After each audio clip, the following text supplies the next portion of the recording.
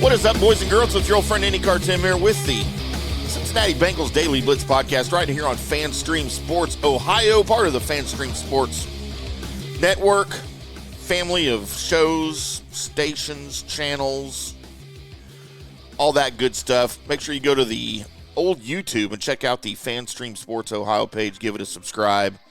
If you live in other parts of the country, we've got a Dallas, we've got a Tampa Bay, and many more coming to your neck of the woods here on FanStream Sports.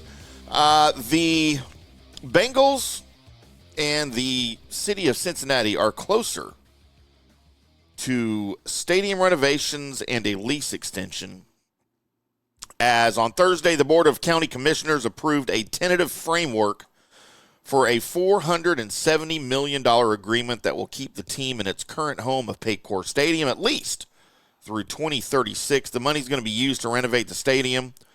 Of course, that's now going on 26 years old, as it opened in 2000. The deal comes after talks had ramped up significantly ahead of the pending June 30th deadline for the team to extend the current lease that expires after the 2025 season. That's the upcoming season, of course.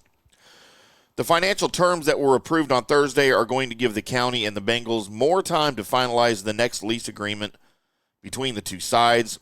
In a statement, Bengals executive Vice President Katie Blackburn said that it was a significant day for both the franchise and Hamilton County. She said, quote, "We thank the Hamilton County Commissioners for supporting this agreement to ensure that Paycor Stadium remains an excellent venue and a focal point for Cincinnati's riverfront. We are proud to call Paycor Stadium our home and keep our future here in Cincinnati where it belongs," end quote. The county board voted 2-0 with Commissioner Alicia Reese abstaining. Dating back to at least last year, Reese has expressed concern about the funding structure for a potential new stadium and the county's financial commitment compared to the Bengals. In the deal approved on Thursday, Hamilton County will be capped at $350 million. The Bengals and the NFL, as part of the league's G5 loan program, will contribute another $120 million. David Abrams, a consultant for Inner Circle Sports who was contracted by the county for this negotiation, said, quote, "Essentially, this is a loan from the NFL. The NFL will be contributing, but it is basically on the back of the team to make good on their promises to the league," end quote. Including this upcoming season, the proposed new lease will have 11 base years that will run through June 2036. There will also be 5 two-year extension options, which also existed in the original lease the county and the Bengals signed back in 1997. This one, though, contains kind of a wrinkle. Previously, the team exercised full control over each option. In the current proposal, though, Hamilton County can execute the first option automatically if the Bengals rank 24th or better in total revenue among the league's 32 teams.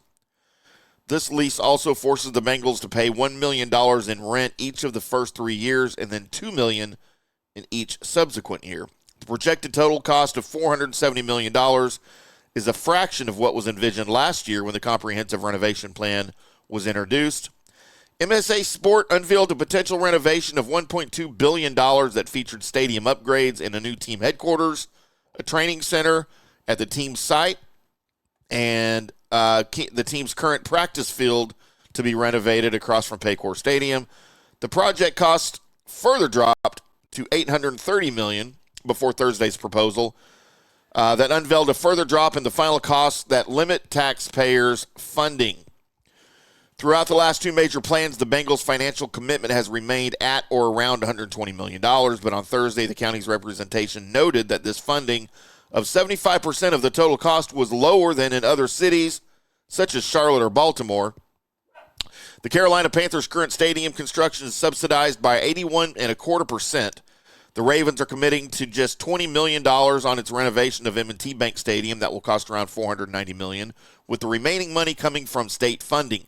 The Bengals and Hamilton County have sought state funds for Paycor Stadium renovations, but none have been allocated yet. The Browns are projected to receive $600 million in state dollars for their project. That also includes $2 billion in private funding. But while all of the final details, including ultimate execution of the lease, are yet to be ironed out, Thursday marked a significant moment in what was termed as a spirited discussion between the Bengals and county officials. So closer and closer and closer to not just an extended lease to keep the Bengals in the current Paycor Stadium, but funding being sought to upgrade the current facilities. The stadium's just 25 years old. I guess to me that doesn't sound that old. A lot of you that are younger, it probably does. But here we are. So both parties moving forward. We should have more for you coming up really within weeks about if this thing's going to go through, how it will be fulfilled, more semantics, more logistics of it to keep the Bengals right there in Paycor, right where they are on the riverfront in Cincinnati. What are you guys thinking about this? You can leave a comment in the video comment section if you want. Let me know what your thoughts are on Paycor Stadium. Also, you can reach me on all of the social media channels at IndyCarTim. Or if you want to text in, if you're listening to an old recording of the podcast and you want to text in about it, 214-937-0569 is the FanStream Sports Studio text line. Give us a shout. Put it in your phone. It's open 24/7, night or day. We'd be happy to respond to you. Make sure you tell us who you are and where you're texting from so we'll know exactly what you're talking about. We will be back next time with some training camp news, some off-season news for the Cincinnati Bengals. Until then, boys and girls, we'll see you.